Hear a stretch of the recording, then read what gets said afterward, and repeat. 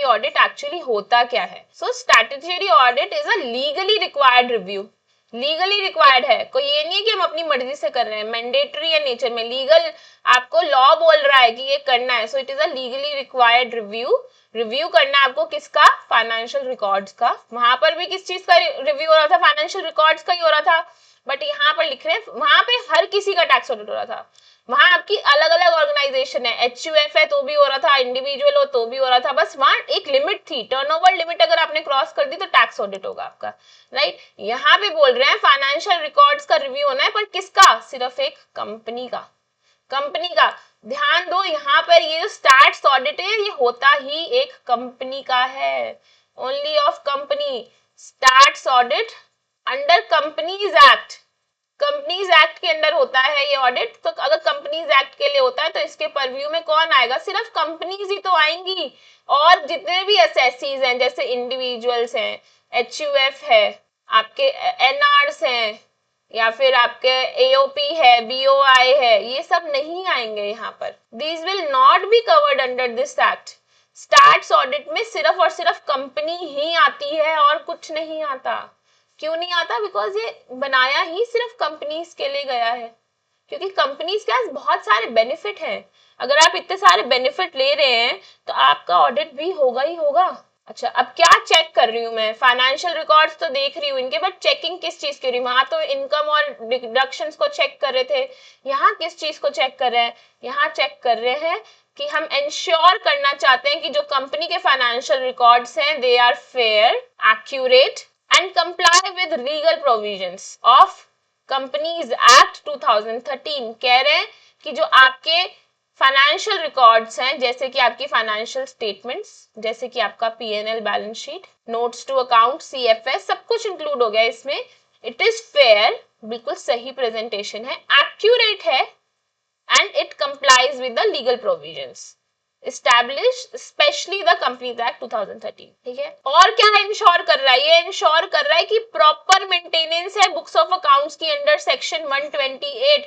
Section 128 में साफ साफ बोला गया है कि अगर आप कंपनी हैं तो आपको अपनी बुक्स ऑफ अकाउंट्स मेंटेन करना मैंडेटरी है। आप ये नहीं कह सकते कि मैंने अपनी बुक्स ऑफ अकाउंट्स मेंटेन नहीं करी। तो इस ऑडिट में हम ये भी चेक करते हैं कि क्या आपकी books of accounts according to the provisions of section 128 maintained है या नहीं है। ठीक है, साथ ही साथ आप ये भी इंश्योर करते हैं, कंप्लायंस इंश्योर करते हैं किसका, with the provisions of companies act, accounting standards and other applicable law.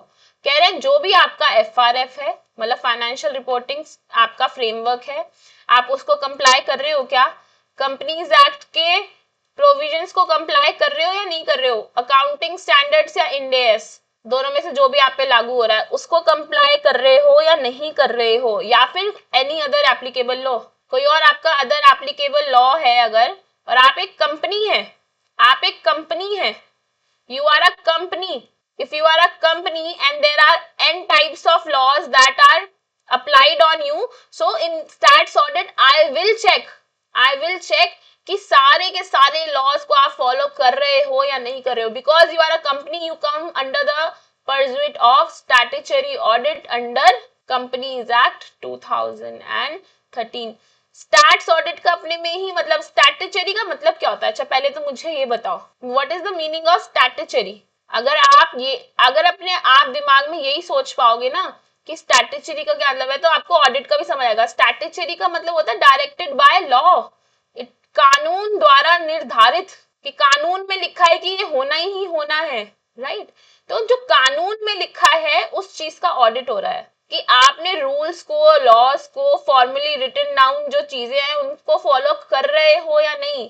If you are a company you have to follow n types of laws, rules. तो हम स्टैट्स ऑडिट्स में यही check करने की कोशिश कर रहे हैं कि आप उन सब रूल्स रेगुलेशंस को फॉलो कर रहे हैं या नहीं कर रहे हैं। That is the major purpose of doing stats audit. ठीक है, और क्या देख रहे हैं, the financial statements give a true and fair view, सच्चा व्यू दे रहे हो आप, ट्रू भी दे रहे हो और फेयर भी है। और किस चीज का view, of the state of affairs of the company, कि जो अफेयर्स हैं उनका क्या स्टेट है अभी, क्या वो आप क्या वो स्टेक होल्डर्स के लिए पॉजिटिव चल रहे हैं, क्या वो नेगेटिव चल रहे हैं, या if they have no change, क्या इम्पैक्ट है, क्या स्टेट है अभी अफेयर्स का, उसका मुझे ट्रू एंड फेयर व्यू देना है।